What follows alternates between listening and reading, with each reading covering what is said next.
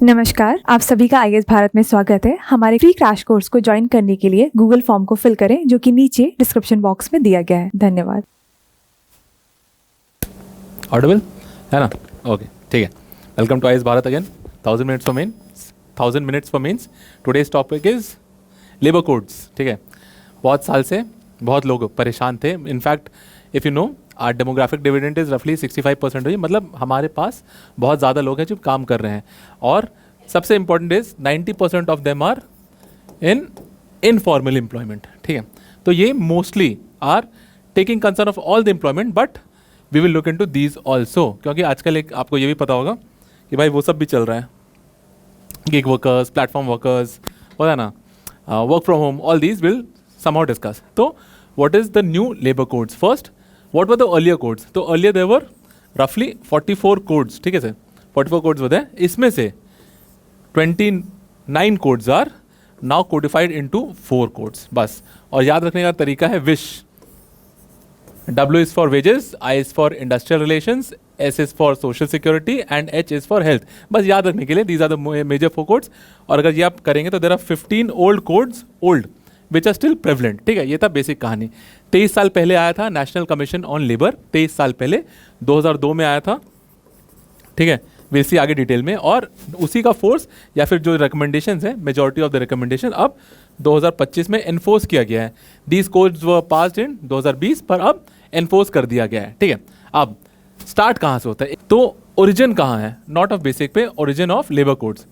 तो 2002 में, ठीक है, 2002 में एक साहब थे रविंद्र वर्मा। ठीक है, he was heading the second commission on labour and he suggested, होता है ना, इन अ वेरी रिकमेंडेटरी फॉर्म कि 44 जो सेपरेट कोड्स है ना, उनको आप सम्मिलित करके, होता है ना, कंबाइन करके, सिंक्रनाइज करके कि भाई कुछ कम करो, रफली 4 to 5 कोड्स में कर दो। ठीक है, and he was the one which, मतलब he gave the definition of a worker. ठीक है, कि आप सोच के देखिए, ठीक है, at that time there were 44 codes. In fact, just prior to 2020, 2019, there were 44 codes.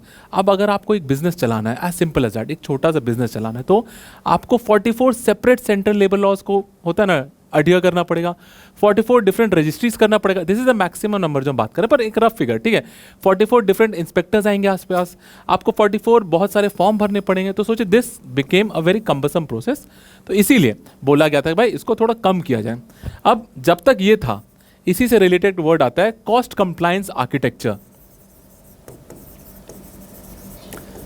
Cost compliance architecture, सोच के देखिए, अगर इतना ज्यादा नियम कानून है, रेड टेपिज्म है, तो उतना सारा पेपर वर्क का खर्चा कहां जाएगा? And all this first is for what? Only 10% of the formal employment people. जो सारे से फॉर्मल एम्प्लॉयमेंट वाले पीपल है ना, इतना मेहनत उनके लिए। जो 90% इनफॉर्मल है, उनका क्या? तो फाइनली ये सोचा गया था कि भाई ये सबको किया जाएगा। अब इन सब से डिवीजन आपको पहले समझना पड़ेगा, how labour is divided, because as we are talking 10% formal है, 90% इनफॉर्मल है। तो लेबर कैसे डिवाइड किया जाता है? तो इसको बोलते हैं लेबर मार्केट सेगमेंटेशन। मतलब simple, how things are divided into segments. Labour market segmentation, कि what is formal, what is informal, ये सब इसी का दायरे में आता है। ठीक है, तो एक होता है ना कि परफेक्ट प्रोटेक्शन ऑफ फ्यू। सोच के देखिए कि like there is so much segmentation और कंपार्टमेंटलाइजेशन कि भाई 10% जो फॉर्मल एम्प्लॉयमेंट है उनको बचाने के लिए इतना मेहनत किया जा रहा है, इतना नियम कानून, और जो majority of the work force है उनके लिए कुछ नहीं। ठीक है, कि इट इज लाइक सेट कि perfect protection for the few and zero protection for the many और द रेस्ट रिमेनिंग। ये है कहानी। अब इसमें क्या होता है? इसमें स्ट्रक्चरल डिवीजन होता है कि of a country's workforce into distinct tiers. जैसे आपने प्राइमरी, सेकेंडरी, टर्शरी सुना होगा ना, उसी सेंस में एक होता है फॉर्मल, सेकंड होगा informal, regulated, non regulated, protected, non protected. इस टाइप में होता है कि it is all divided into tiers and in very structured fashion किया गया है। अब ये सब जब हुआ तो which were the commissions, committee report, जिसकी वजह से चालू हुआ। बस नाम याद रखने के लिए, the first commission was labour commission chaired by justice P B, it's a big name. ठीक है, justice P B Gajendragadkar. ठीक है, this was the name and it had done in 1966-69। It's recommendations are not important, but जो this was the first commission. Second, as we discussed, was the important one, second commission on law, second commission on labor. ठीक है, it was chaired by Ravindra Verma और वो 1999 से 2002 में आया। जिसका फल आज हमें मिल रहा है, ठीक है. इट एट दैट टाइम, ठीक है, at that time what it recommended was to consolidate 44 central laws into 4 to 5 codes. उसी टाइम बोल दिया गया था. सोच के देखिए, लगभग 23-24 साल पहले बोल दिया था.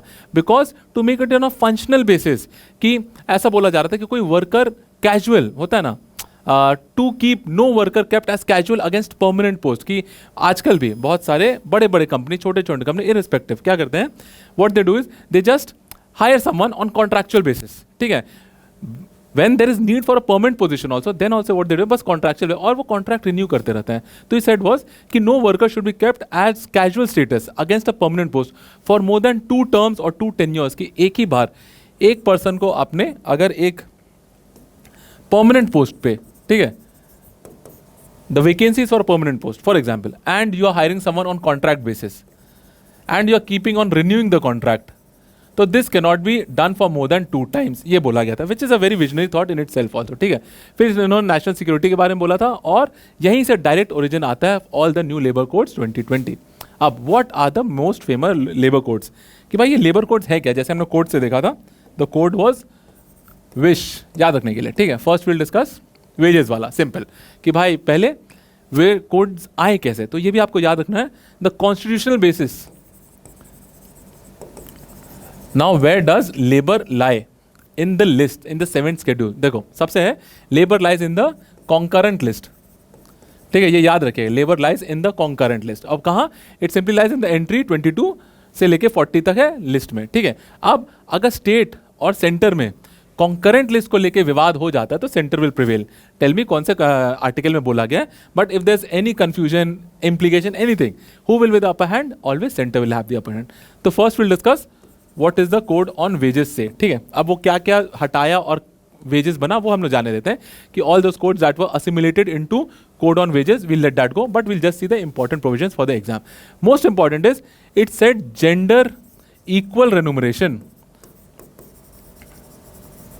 Gender equal, this is the most important point. For example, if the same work is done by a male and a female, both should have equal pay. As simple as that. In other sense also, equal pay should always be there, but it emphasized on gender also, कि भाई male female same काम कर रहा है तो same मिलेगा. Other simple things which is said was कि statutory national floor wage, कि आगे हम देखेंगे कि what is a floor wage. It has set a floor wage और a minimum wage also can be set. ठीक है, फिर first time in the India ये बोला गया. फिर एक 50% रूल, जो हमने स्टार्टिंग में एक वर्ड डिस्कस किया था ना, बेसिक पे, इसमें एक 50% रूल भी इसी में बताया गया, कि भाई इफ एनीथिंग आगे डिस्कस कर लेंगे, कि it made a uniform definition of wages. अभी कर लेते हैं. ठीक है, for example you have a salary of X amount. ठीक है, to understand that whatever your basic pay is, imagine you are earning 1 lakh. ठीक है, your basic pay till these codes are implemented were less than 50%. इसका मतलब ये होता है, if it is less than 50% on this amount, मतलब less than 50,000 on this amount, PF ये सब जो एम्प्लॉयर्स कंट्रीब्यूट करते हैं ना आपके लिए, वो क्या करेंगे.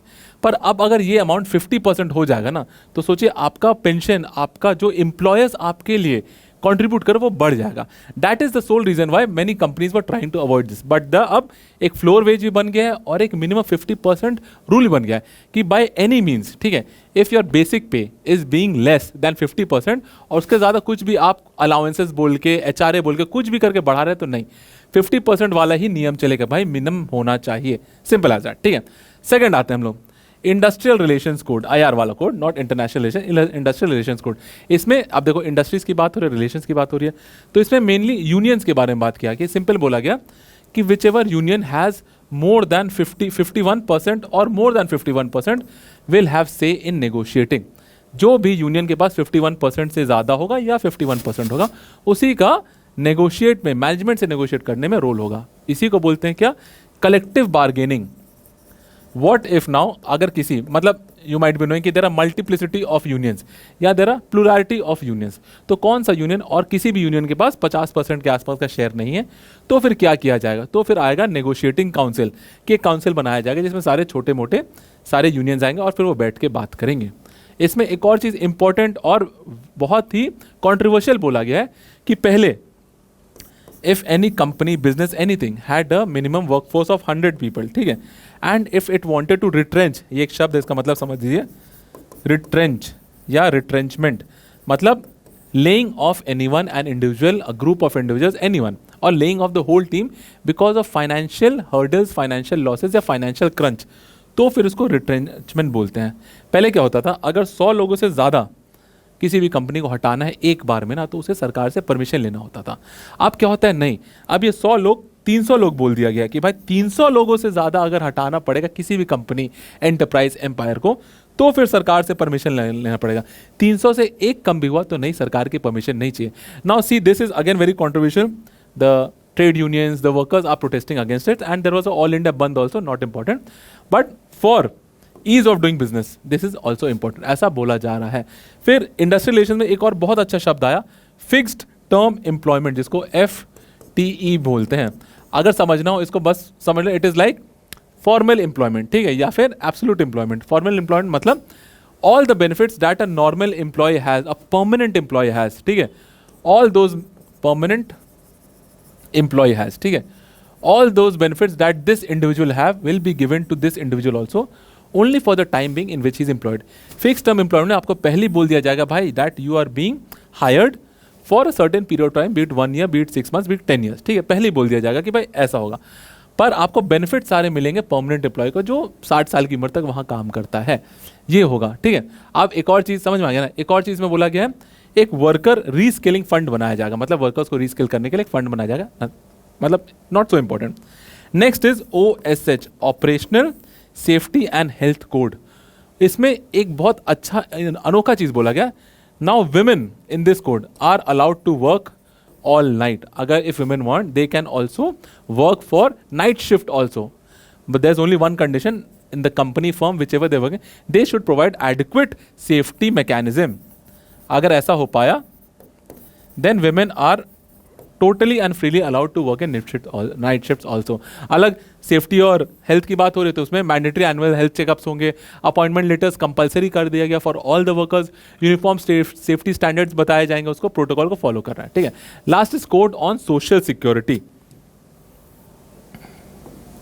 social security, ठीक है, code on social security. It says that for the first time, this we will do in this case, it has defined what are gig workers, explicitly defined what are gig workers slash what are platform workers, ठीक है। These two things have been defined. For example, what are gig and platform workers. आगे फिर social security fund भी एक बनाया गया है, national social security board भी एक बनाया गया है, देखो the fund will help them, ठीक है, और एक नेशनल सिक्योरिटी बोर्ड भी होना है। Again there is a thing known as gratuity, ठीक है, early it was known as, it is still known as gratuity. What it meant what if you are working in layman terms, ठीक है, अगर आप किसी भी कंपनी में 5 साल से ज़्यादा काम करते हैं ना, तो आपको एक अमाउंट मिलता है आफ्टर दोज 5 years कंसिडर, मतलब होता है कि हर एक साल का आपको कुछ एक अमाउंट मिलेगा, but minimum criteria was that you have to work for 5 years। Now अब ये जैसे फिक्स टर्म एम्प्लॉयमेंट हो गया है, परमानेंट तो है नहीं, हो सकता है फिक्स टर्म एम्प्लॉयमेंट आपका 1 ही साल के लिए हो, तो फिर क्या आपको ग्रेचुइटी मिलेगा? हाँ, नाउ इट सेज कि भाई ग्रेचुइटी मिलेगा, इसको बोलते हैं pro rata gratuity, pro rata gratuity, simple, ठीक है। Whatever work you are taking, इसका यही मतलब होता है कि ग्रेचुइटी टेन्योर के बेसिस होगा, not necessary that condition of minimum 5 years has been dropped, इसको बोलते हैं प्रोपोर्शनल ग्रेचुइटी भी बोलते हैं, ठीक है, बस याद रखने के लिए gratuity proportionality. Like for example if you worked for just 1 year, तो आपको उसी के बेसिस पे डिवीजन कैलकुलेशन होने के बाद ग्रेचुइटी मिल जाएगी, ठीक है।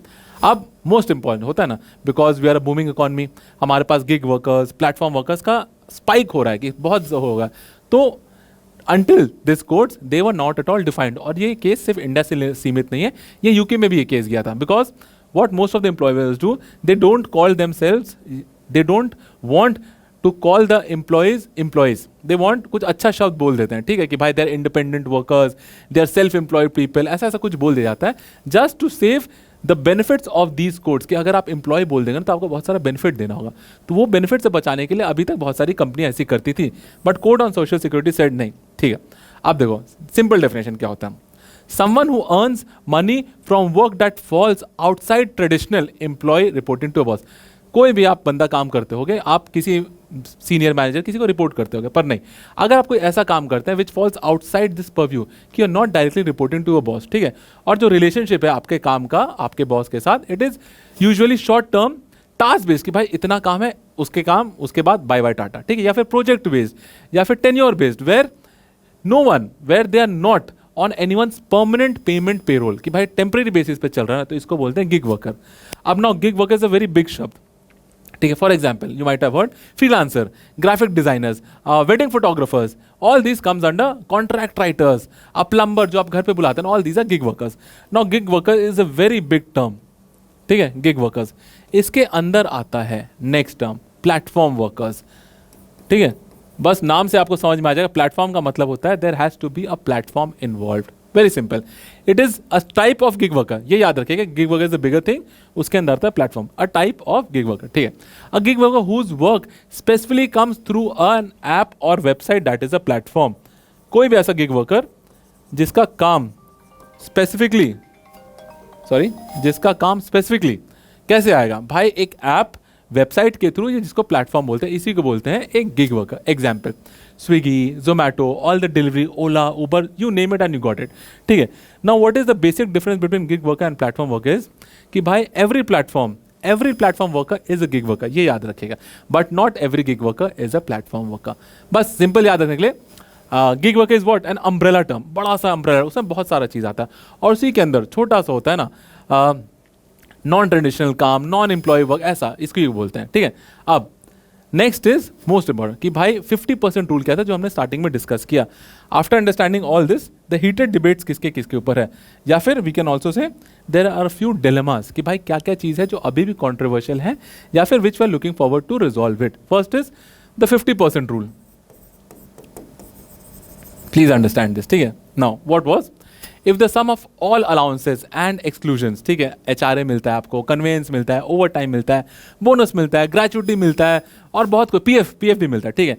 इफ ऑल द एक्स्ट्रा, ठीक है, एक्सीड 50%, ठीक है, if all the extra exceed 50% of your total remuneration, जैसे पहले हमने डिस्कस किया, आप 1 लाख कमाते हैं, ठीक है, आपका बेसिक माइनस करके या बेसिक के अलावा बाकी सब कुछ अगर 50% से ज्यादा एक्सीड्स 50% ऑफ टोटल रेम्युनरेशन, तब जो एक्सेस है ना, the excess is deemed as wages. मतलब कैलकुलेशन में समझ जाओ, 1 लाख कमाते हो, बेसिक है आपका जितना भी हो जा रहा है, ठीक है, मान के चलो बेसिक है 40,000 आई एम सेइंग, ठीक है, 40,000, बाकी all the remuneration, HR, allowance, bonus सब मिला के आपका हो रहा है 60,000, ठीक है। Now what this rule says कि नहीं, minimum it has to be 50%। तो यहां जो 10,000 का जो मार्जिन है, that will also be termed into what, basic pay। बस इतने, the excess is deemed as wages and pulled into PF, gratuity and bonus calculations, ठीक है। तो उस पे फिर जो भी कंपनीज होगी उसको PF कैलकुलेट करने देना पड़ेगा। It can not be contractually excluded. बहुत सारी कंपनीज एक अलग कॉन्ट्रैक्ट बना लेती थी कि भाई हम नहीं करेंगे, but it has now specifically been said कि it can not be contractually excluded also. इसी सब के साथ जैसे हमने डिस्कस किया था, एक आया है नेशनल फ्लोर वेज, मतलब कोई भी state cannot determine a wage which is lower than the national floor wage। मतलब कोड ऑन वेजेस में बोला गया कि एक minimum floor veg set by the central government कर दिया गया, बिलो विच नो स्टेट और यूनियन टेरिटरी में fix its own minimum wage. पहले क्या होता था, रेस टू द बॉटम, आपने सुना होगा रेस टू द, कि सब चाहते थे सबसे मिनिमम कर दे, पर अब बोला गया नहीं, ये सरकार ने, सेंट्रल ने एक मिनिमम डाल दिया, अब जो करना है इसके ऊपर ही करना है, ठीक है। The old minimum wages act जो था ना, I'm not sure, 1948 had no such centrally mandated floor, creating a problem of race to the bottom, ठीक है। नेक्स्ट, अब देखो, this is a good thing कि now we have a minimum wage. What are the side effects, passing by देख लेना, ठीक है। There is one negative consequence that is called wage compression effect. Wage compression effect, now what it says is, ऐसा देखो, this is the minimum floor wage, ठीक है, this is ऊपर better working jobs.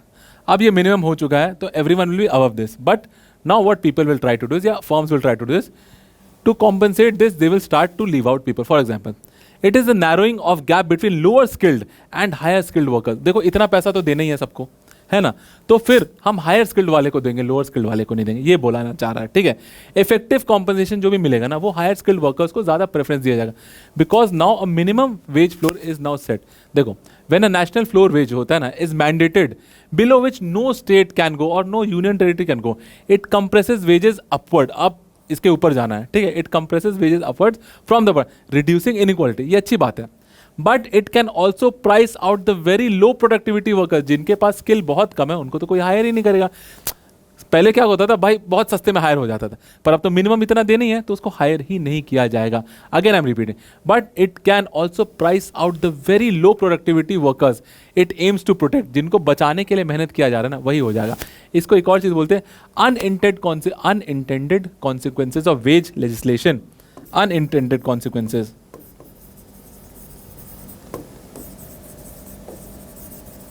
Of ways legislation, सोच के देखें। A labor code that mandates a floor wage improvises या improves equity but also risks at the same time informalization। मतलब जो अच्छी अच्छी कंपनियां, इनफॉर्मलाइजेशन का मतलब ये होता है जो अच्छी कंपनियां हैं वो भी they are trying to find loopholes कि भाई हम कॉन्ट्रैक्ट सिस्टम में आ जाए। ऑल दिस होता है ना फॉर्मल सिस्टम को छोड़ के, बिकॉज फॉर्मल सिस्टम में टैक्स बहुत लगता है, बेनिफिट्स बहुत देना पड़ता है। Now they will move towards informalisation, simple, ठीक है।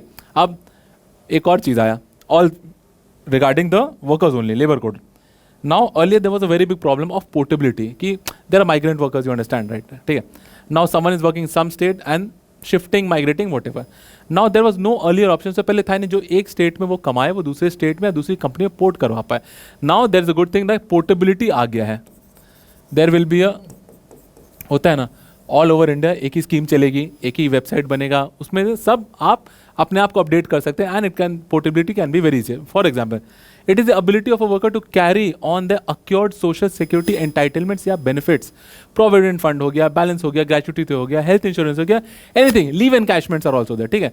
When changing either they can change the employers also, they can change the sectors also, और they can change in the states without losing on any of the earlier earned benefits. That is, सोच के देखिए, ठीक है। The gig worker on social security fund, मतलब there is social security fund also, ठीक है, is designed to be the contribution portable across multiple platforms. मतलब in simple there will be a fund जो एक सेंट्रल फंड जैसा होगा, social security fund, which will be applicable in all these cases, ठीक है। एक और चीज था जो हमने पहले भी डिस्कस किया था कि भाई हायरिंग एंड फायरिंग वाला क्लॉज भी आ गया है कि पहले 100 लोग से ज्यादा फायर करना होता था तो सरकार की इच्छा परमिशन लेनी पड़ती थी।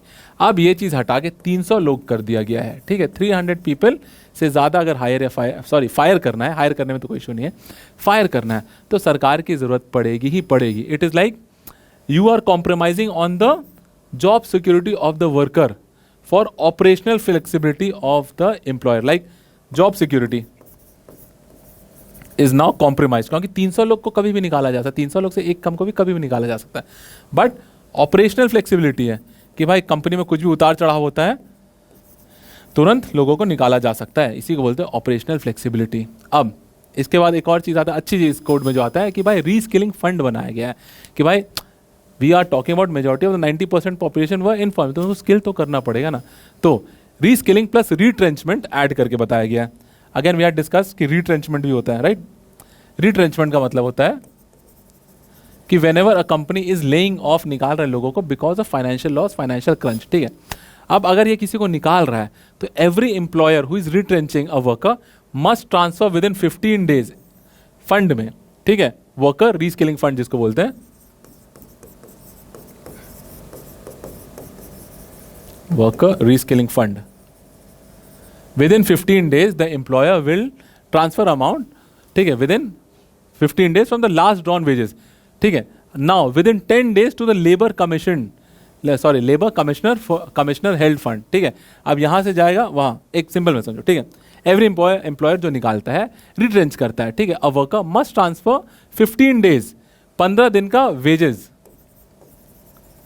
टू द फंड, ठीक है। 15 days wages, last drawn wages with in 10 days, this is the amount, और 10 दिन के ड्यूरेशन में, ठीक है, अमाउंट है 15 और 10 दिन के duration with two the labour commissioner held fund, ठीक है। ये जो फंड है ये लेबर कमिश्नर के अंडर आता है, किया जाएगा।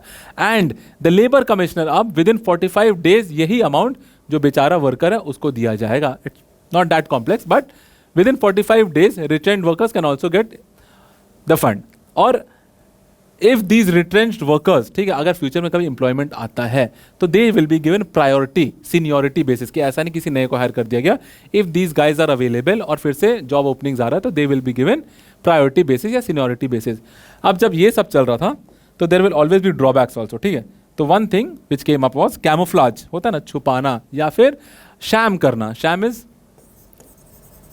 Slash camouflage.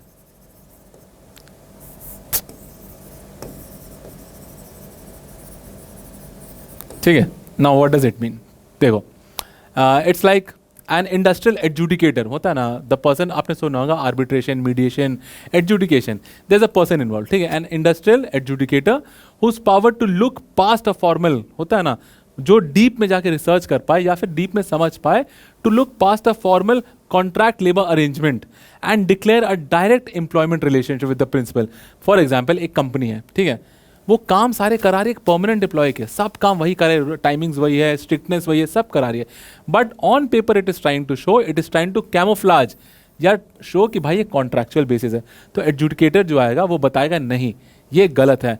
Like the employees exercising full daily control, working आज सब कंट्रोल है, बट इन द एंड बस बोला जा रहा है कि इट इज कॉन्ट्रैक्चुअल, तो that is wrong and this will be done by home, an educator. इसी से एक रिलेटेड कॉन्सेप्ट आता है आउटसोर्सिंग आर्बिट्राज। आउटसोर्सिंग आर्बिट्राज, ठीक है, अब इसका भी मतलब सिमिलर है। It is a practice of shifting workers from direct employment to contract, जैसे for the benefit of the company, simple, या फिर fix time employment, gig arrangement करना चालू कर दो instead of having long full time employment या फिर direct employment, specially to avoid statutory obligations which are given by the courts. इसी को बोलते हैं आउटसोर्सिंग आर्बिट्राज। सिंपल में क्या है, आपको पीएफ देना पड़ेगा, एम्प्लॉय सोशल इंश्योरेंस करना पड़ेगा, तो इसी के लिए आउटसोर्सिंग आर्बिट्राज किया जाता है।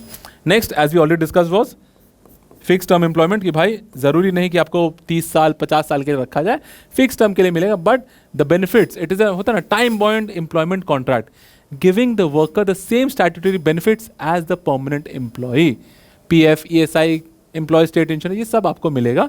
तो यही है, बस उस लिमिटेड टाइम के लिए, प्लस ग्रेचुइटी भी मिलेगी। अब होता है ना प्रो राटा ग्रेचुइटी, हमने डिस्कस किया था ये सबसे। अब एक दो constitutional provisions, how this became so powerful, और since when are we fighting for labour rights. तो 1984 में केस हुआ था, Bandhua Mukti Morcha versus Union of India.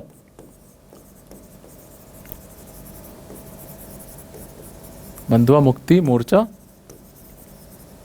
Versus Union of India, ठीक है, सिंपल था, ये हुआ था। इसमें सिंपल में बोला गया था, ठीक है, कि भाई bonded labour and migrant workers have enforceable constitutional rights under article 21। एकदम सिंपल, जिसको बोलते हैं आर्टिकल 21 राइट टू डिग्निटी में बोल दिया था कि again bonded labour and contractual या migrant workers have enforceable constitutional rights under article 21, that is right to live. Second case हुआ था, ठीक है, this was one case, this second, जिसमें एम्पावरमेंट हुआ, People's union of democratic Rights versus Union of India, People's union of democratic Rights versus Union of India. इसमें भी कुछ अच्छा बताया गया, ठीक है, कि भाई नॉन पेमेंट होता है ना, non payment of minimum wages constitutes forced labour. Simple में बोला गया कि non payment of minimum wages constitutes forced labour under article 23 में मेंशन किया हुआ है ना, by forced labour, bonded labour, ठीक है। इट गिव्स द मतलब यही, it give constitution the teeth to the code, कि भाई अब वेजेस आप ऊपर नीचे नहीं कर सकते। तो यही सबसे रिलेटेड आया क्या, मिनिमम फ्लोर वेज वाला भी आया, ठीक है। अब व्हाई ऑल दिस मैटर्स, ठीक है, why are we even discussing all this, will just एक सिंपल सा कहानी सुनिए, ठीक है। Why it matters, because we are having a boom of firstly gig workers, platform workers. तो आई एम श्योर आप हम सब कुछ ना कुछ ऑर्डर करते हैं, डिलीवरी होती है, ठीक है। तो let's take that person X who delivers you n number of products, n number of timings, n number of days, ठीक है। तो फॉर एग्जाम्पल फूड डिलीवरी लेते हैं, X delivers food to you, पता ही होगा आपको, ठीक है, on a bike 6 days, sometimes 7 days, sometimes working full time, sometimes working more than full time, ठीक है। Under every one of those earlier 44 codes, old laws, X did not exist at all. X was not a workman because by definition नहीं होता है, industrial dispute act में ऐसा कोई definition नहीं था। X was not an employee, under EPF employ provident fund में employ भी नहीं था, लीगली इनविजिबल था, no minimum wage, no provident fund, no maternity benefit, because the app insist he or she, X whoever it is not their employee, merely an independent partner. X क्या था, बोलने में कितना अच्छा लगता है, independent partner, no not an employ. तो सोचो कोई भी बेनिफिट नहीं मिलता था, ठीक है। तो because of these things for the first time in Indian law the code on social security give x a legal name, कि भाई अब यह है क्या, डिफाइंड प्लेटफॉर्म वर्कर या फिर गिग वर्कर. अब डेफिनेशन में आ गया कि भाई ही और she anyone is a worker from now. A social security fund भी बनाया गया, नेशनल सोशल सिक्योरिटी बोर्ड भी बनाया गया है to know that these people now exist. ठीक है, बस कॉन्ट्रेरी भाई है सम डेटा के साथ to understand the weightage importance और gravity of this according to ILO itself. ठीक है, ILO इंटरनेशनल लेबर ऑर्गेनाइजेशन. ठीक है, 90% of India's workforce is informal. 90% is informal. All these guys, all the vendors, all the ठेला वालाज, with respect everyone, all are क्या informal. अब informal sector contribute, these guys contribute कितना करते हैं भाई इकॉनमी में? 40 to 50% ऑफ द GDP यहीं से आता है.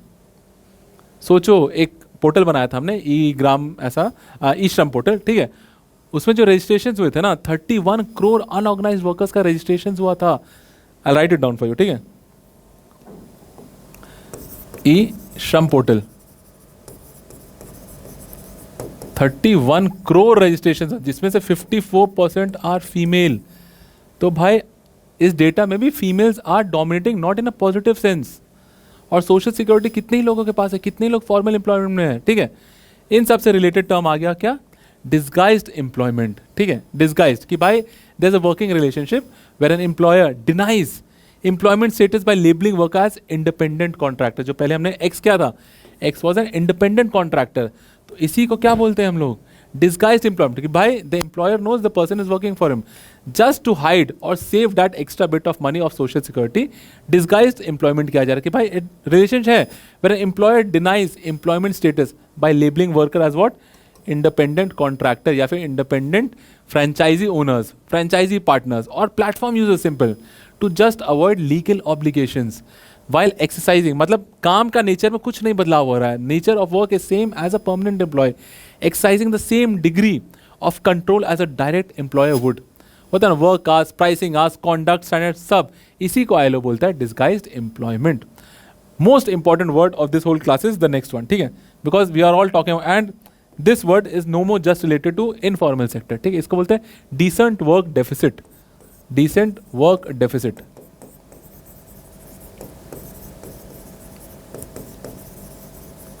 And this is also given by ILO. ठीक है, सिंपल में ये कह रहा है भाई काम तो है, जिसके पास काम है, काम तो है, पर क्या वो काम करने लायक भी है? क्या वो काम डिग्निटी का है?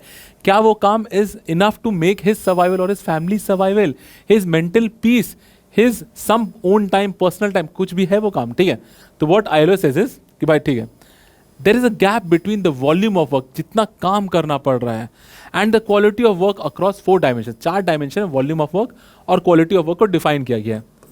फर्स्ट डायमेंशन आपको पता होगा. ठीक है, एम्प्लॉयमेंट अपॉर्चुनिटीज भी है या नहीं है? पहले होता है अपॉर्चुनिटी की बात. Second most important, adequate earnings and productive work. कि भाई कुछ काम करो, कुछ प्रोडक्शन काम का काम कर रहे हो कि बस बेफजूल का काम कर रहे हो, एडिक्वेट अर्निंग हो रहा है. थर्ड, डिसेंट वर्किंग टाइम है. ऐसा नहीं कि भाई 8 घंटा बोल के 10 घंटा 12 घंटा कर, नहीं, डिसेंट वर्क टाइमिंग्स भी है या नहीं है. And fourth, combining work life, family, personal life, इसके लिए भी कुछ बच रहा है, नहीं बच रहा है. तो this point is almost negligible in the whole of index of employment, whether it formal, whether it be informal. Formal वाले थोड़ा बच भी जाते हैं, पर you know the status of banking sector also. ठीक है, तो India's 90% informal workforce operates, 90% informal workforce operates entirely within decent work deficit. They have jobs but not decent work. They have income but no savings. They have a life but no personal life, no family life. And apart of it, they have no social security also. इसी अब कोई social security नहीं है तो फिर बोला क्या जाता है, क्या होना चाहिए? एक सोशल प्रोटेक्शन फ्लोर होना चाहिए. ILO says कि भाई सोशल प्रोटेक्शन फ्लोर, कि भाई there should be a minimum standard that every employer should be providing to his employee, a minimum set, a bare minimum set of social security guarantees that every country should provide, every employer should provide, regardless of its development. कोई universal होता है ना, एक benchmark बना दो कि universal access to health care होना चाहिए, इंश्योरेंस होना चाहिए, basic income security for children होना चाहिए, basic income security for persons unable to work, elderly के लिए होना चाहिए, basic income security for small children. ऐसा कुछ होना चाहिए कि भाई this is a concept of social protection for, एक मिनिमम स्टैंडर्ड तो होना ही होना चाहिए. Keeping all this in mind, what we made was we made e Shram portal, ठीक है, एज वी डिस्कस्ड अर्लियर, इसमें 31 करोड़ रजिस्ट्रेशन हो गए। और दूसरा हमने एक बनाया अनऑर्गेनाइज्ड वर्कर्स आइडेंटिफिकेशन नंबर, याद रखने के लिए अनऑर्गेनाइज्ड वर्कर्स आइडेंटिफिकेशन नंबर, ठीक है, एक नंबर मिलेगा सबको, ठीक है। It is central government digital registry, मान के चलो digital registry, it is central government digital registry just, ठीक है। It is assigned for registering each registered unorganised worker with a 12 digit number, ये बस बेसिक है, 12 डिजिट आधार लिंक्ड नंबर होगा आपको। अभी तक 31 crore workers have registered and again I am repeating 54% of them are female. इसको क्या बोलते हैं अपार्ट ऑफ ऑल दिस, भाई females are more at risk in the informal sector also. Another thing which is at risk is representation gap. We are discussed about trade unions also, ठीक है, related to that is representation gap. What does it mean? भाई trade unions कहाँ चलते हैं? Formal sector में चलते हैं। Formal sector कितना है हमारा? सिर्फ 10% है। बाकी लोगों का क्या होगा? होता ना, it is a growing proportion of workforce not represented by any trade union. इसको और अच्छे शब्द में बोलते हैं वैक्यूम, द वॉइस वैक्यूम, कि भाई there is no voice for these people who are not represented by any form of trade union. इतने सारे लोग हैं भाई, पर ट्रेड यूनियन सबका नहीं होता। जो वेंडर्स होते हैं, जो जैसे गिग एंड प्लेटफॉर्म, सबका ट्रेड यूनियन नहीं होता है। तो we should work upon that. और इसी को बोलते हैं रिप्रेजेंटेशन गैप या फिर वॉइस वैक्यूम। अब इन सब का एक सोल्यूशन होता है ना, we are discussing problem and solution side by side, end में विल कंसोलिडेट एवरीथिंग। इसका एक प्रॉब्लम है, सोल्यूशन है ट्राईपार्टिज्म, ठीक है। It's a very good term, tripart नाम से आपको पता चल रहा होगा। It is related to 3 tripartism, it is related to 3 people, ठीक है। फर्स्ट इट होता है ना गवर्नमेंट बेस्ड, देखो बिना गवर्नमेंट का कोई मॉडल बन ही नहीं सकता, ठीक है। अगर पीपीपी होगा तो because the government is allowing for public private partnership, therefore it is being man. तो गवर्नमेंट तो एक मॉडल हो गए। Governance model in which government, employers and worker तीनों, इधर होगा गवर्नमेंट, इधर होगा एम्प्लॉयर और इधर होगा वर्कर या एम्प्लॉय, जो बोलना है बोलो, ठीक है। This part is called the tripartism model, मतलब तीनों का साथ में रह के चलना है, ठीक है, जॉइंटली। इसी के सेंस में क्या बना है? National security, national social security board बना है, जो एडवाइस करता है सेंट्रल गवर्नमेंट को on gig workers, platform workers, मतलब keeping everyone stake in mind. इसी को बोलते हैं कंसल्टेटिव अप्रोच या फिर कंसल्टेटिव स्पिरिट, कि भाई सबसे पूछ के सबके हित में काम करो, सबका साथ सबका विकास। सुना होगा ना आपने। But this example is taken from where? Usually Singapore is a good example for tripartism model, ठीक है। बट सिंगापुर में क्या है ना, बाइंडिंग है चीजें, इसलिए वहां बेटर वर्क करती हैं। But in our case we don't have binding regulations. For binding का मतलब क्या? नेशनल वेजेस काउंसिल है, एक बोर्ड है, रिकमेंडेशंस है, वहाँ सबको जो भी रिकमेंड किया जाएगा ना, जो वो बोर्ड के द्वारा, जैसे हमारे पास भी बोर्ड है, पर उनके बारे में जो भी होगा वो बाइंडिंग है। It is will not be of advisory और recommendatory nature. In all of this ILO, because we are talking about labour, ILO ने 8 कन्वेंशंस बनाए, ठीक है। India has signed 6 of them, has just left of 2, which are 2 दोस्त 87 and 67, sorry, 87 and 98. Only 2 which are given by ILO is not ratified by India. देखो, India has ratified what? 6 out of 8 ILO conventions. जो 2 unratified, बस वो याद रखिए. It is 87 freedom of association and second is, लिख देता हूँ, freedom of association. C87 freedom of association and C98 is what? Right to organize collective bargaining. Right to organize collective bargaining. सोच के देखिए, these are 2 important things and India has given an explanation also. हमने एक explanation भी दिया है कि भाई अभी हमारे पास we are not evolved enough resources नहीं अभी कि हम ये implement कर पाए in letter and spirit. Therefore we are not as of now ratifying it. As simple as that. अब इन सब के बाद what? लेबर तो वर्ल्ड वाइड दिक्कत है ना? How many developed countries do we have? Very less. Compared to that, developed, underdeveloping, south state बहुत है. तो हर जगह क्या क्या चल रहा है, इसमें से एक example will just C a few. Germany का एक एग्जाम्पल है, ठीक है. सबसे पहले यूएसए से स्टार्ट करते हैं. यूएसए का सिंपल फंडा है भाई, there are no rules regulation, मतलब आप हायर करो, आप फायर करो, जो करना है करो, सिंपल, टोटल लाजीफेरे. इधर भी चल रहा है कि भाई हायर करो, फायर करो, there is no issues at all. तो वो डिस्कस करने का कोई मतलब नहीं है. पर जर्मनी में एक मॉडल है जिसको बोलते हैं कुर्जा बीत, ठीक है, आई am sorry for the pronunciation, ठीक है। दिस सिंपली सेज, जैसे हमने इंडिया में डिस्कस किया रिट्रेंचमेंट का, ठीक है, ये सेज कि अगर कभी रिट्रेंचमेंट की ऐसी पॉसिबिलिटी आए, कभी ऐसा टाइम खराब आ जाए, रिसेशन आ जाए, कुछ भी आ जाए, तो रिट्रेंचमेंट करने से अच्छा है एक अमाउंट होगा जो सरकार देगी, आप वर्किंग आवर्स कम करवा लो, प्लस एक अमाउंट सरकार उस कंपनी को देगी ताकि आप अपने एम्प्लॉयज़ को दें, ताकि रिट्रेंचमेंट करने की सुविधा ना पाए, which is a very novel concept also, कि भाई निकालने से बेटर है एम्प्लॉयज़ थोड़ा पैसा कम ले लेंगे, सरकार वो पैसा दे देगी और फिर हो सकता है इकोनॉमी बढ़ जाए, ठीक है। Other things good about Germany is like को डिटर्मिनेशन किया जाता है कि वर्कर्स गेट बोर्ड राइट्स, की जो बड़ा सा बोर्ड होता है ना, high level top level management का, व्हाइट कॉलर जॉब्स का, ब्लू कॉलर जॉब्स का, उसमें workers also get representation, workers council बनता है and almost all the establishment जहाँ 5 से ज़्यादा लोग होते हैं। And most important this which is copied by very other nations also, कि भाई government subsidizes employers so that they do not reduce, होता है ना, the employ strength, worker strength कम ना किया जाए, उससे ज़्यादा कम है कि भाई आप वर्किंग टाइम कम कर लो ड्यूरिंग सच डिफिकल्ट टाइम्स, ठीक है। अब China is another model because China has turned out to be a production house of the world. तो चाइना में क्या है, मैंडेटरी सब कुछ लिखा हुआ है, होता है ना, रिटन कॉन्ट्रैक्ट, सोशल कॉन्ट्रैक्ट्स, बहुत स्ट्रिक्ट इंश्योरेंस है, स्ट्रिक्ट टर्मिनेशन है, everything has been codified a lot, because some time ago China में एक फॉक्सकॉन सुसाइड हुआ था, होता है ना, फॉक्सकॉन सुसाइड होते हैं रिलेटेड टू लेबर, और उसके बाद everything was brought very strictly up कि भाई ऑल द नियम कानून should be very explicit suicides, ठीक है, याद रखिएगा। उसके बाद ब्राज़ील, बिकॉज हमारा और ब्राज़ील का, इंडिया और ब्राज़ील का बहुत पुराना नाता भी है, and we both are almost at the same level of development. तो ब्राज़ील में भी एक कॉन्सेप्ट था, और जितना भी हमने कोड्स बनाया ना, वो ब्राज़ील के साथ भी ऑलमोस्ट सब कुछ वही हुआ, like Brazil's consolidation of labour laws, ये बोलते हैं CLT, ठीक है, ब्राज़ील CLT ऐसे बोलते हैं। व्हाट दे डिड, उनके पास भी बहुत सारा नियम कानून था, तो what they did, they also consolidated keeping India's parallel in mind, they also did. और उन्होंने किया था 2017 में, हमें 2019-20 लग गया, उन्होंने 17 में ही कर दिया था, ठीक है। तो they are also working on the same ground as we are. The only one difference between Brazil and India is that हमने इतना 4 कोड बनाया, but we have not explicitly talked about work from home और hybrid working spaces, ठीक है, या hybrid work, like work from home का concept के बारे में इतना कोड्स में नहीं बताया कि क्या नियम कानून होता है, या फिर मून लाइटिंग के बारे में भी कुछ एक्सप्लिसिटली मेंशन नहीं है, हाइब्रिड वर्क के बारे में भी नहीं बोला गया है।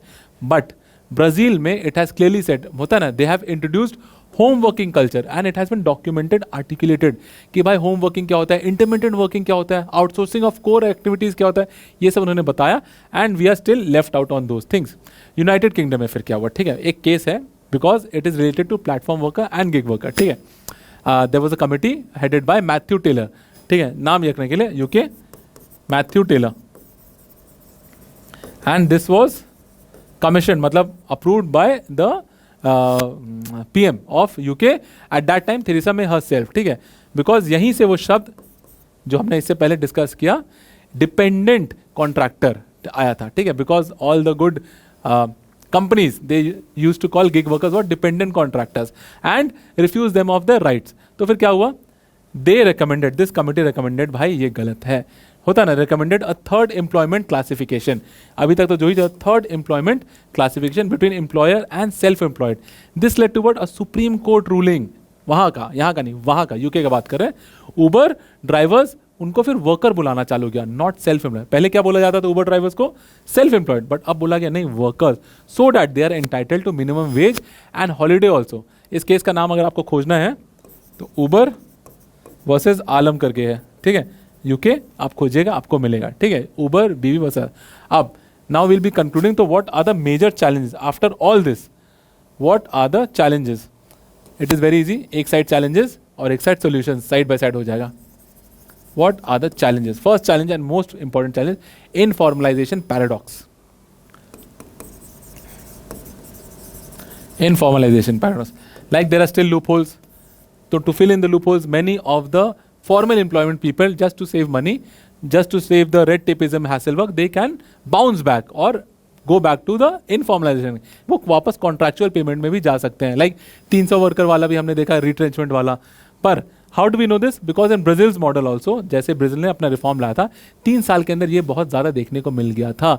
that formal sector employees या formal sector companies are moving towards informalizing their workforces. Then second is concurrent list. ठीक है, आप concurrent list में है तो नियम कानून कौन बनाएगा? स्टेट भी बनाएगा, सेंटर भी बनाएगा, दोनों बनाएंगे तो प्रिवेल किसका होगा?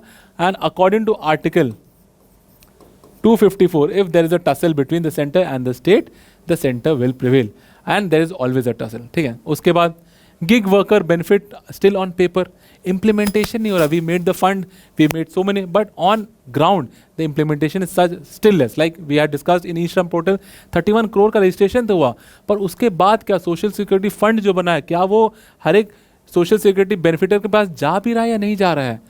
That. Next is principal agent problem of labour registration. Principal agent problem. ठीक है, principal is who? Not your school principal. Principal is the government. ठीक है, principal is the government and agent is what? The inspector. मतलब the government is sending inspectors to go check verify whether that person is informal नहीं है, उसकी दिक्कत क्या है. But a lot of discretionary power is given to the agent itself, and you know the case that happens in India कि भाई they have got a lot of power. तो बहुत सारे सिस्टम तो बनाए गए कि भाई एक computer, the codes we've discussed has introduced a web based inspection system and computerized scheduling to reduce discretion, but still there's always a big but still, but enforcement of the new code provisions still runs to the same old inspector cadre. ठीक है, ये भी एक problem था. Next is decent work deficit persist. As we discuss ना कि भाई काम तो है, जिसके पास काम है, पर 90% लोगों के लिए there is no work life balance, there is no timing, there is unlimited pressure, there is no personal space. ऐसा कि भाई काम available तो है, but is it dignified work? Is it secure? Is it timely? Are the payments timely? Are they adequately compensated also? अभी नोएडा में भी case हुआ था कि भाई the repercussions were that they burned down the whole place, but what was the issue? Underlying issue क्या था कि भाई काम करा रहे थे, ऑन पेपर 25,000 सैलरी दिखा रहे थे, पर हाथ में मिला था 11,000, और काम उतना. Are they adequately compensated also? And this is applicable to what? 90% of the work force. ये भी सोचिए. Now these were the problems. What are the solutions? The opposite of this is always a simple solution. Simple. सबसे पहले अगर इतना दिक्कत है तो operationalize, implement social security fund as soon as possible. जितना जल्दी हो सकता है भाई इम्प्लीमेंट कर दो. सेकेंड, जर्मनी का जो स्कीम हमने देखा था, Kurzarbeit scheme, I am sorry for the pronunciation again,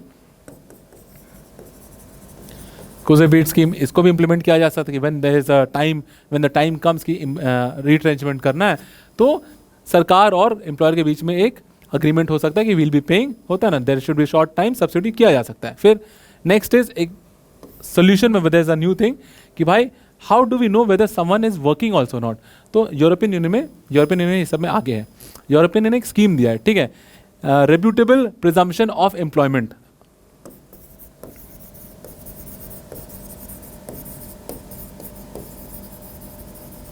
Reputable presumption of employment मतलब कि if any person has registered himself, ठीक है, in the platform, they are deemed to be workers unless the platform owner proves otherwise. मतलब जो owners है ना, जो wait है कि वेदर वो वर्कर है या नहीं है, वो वर्कर पे नहीं है.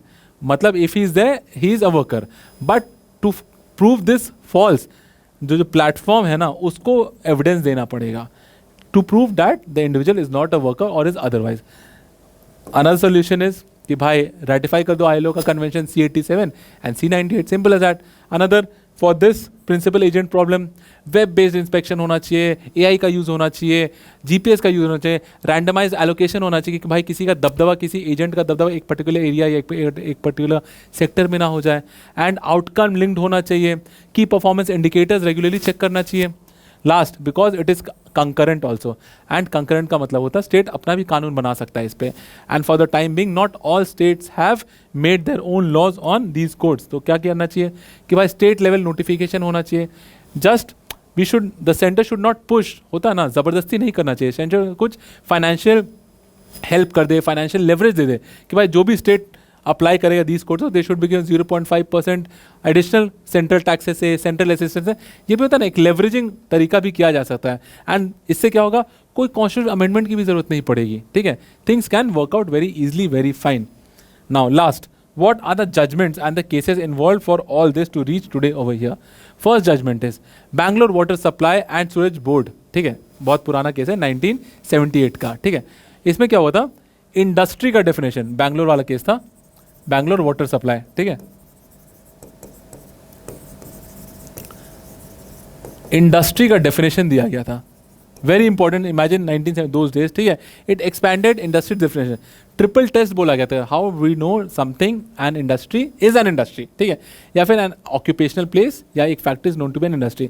3 चीज था, ठीक है। फर्स्ट, सिस्टमैटिक एक्टिविटी होनी चाहिए, ऐसा नहीं कुछ, सिस्टमैटिक।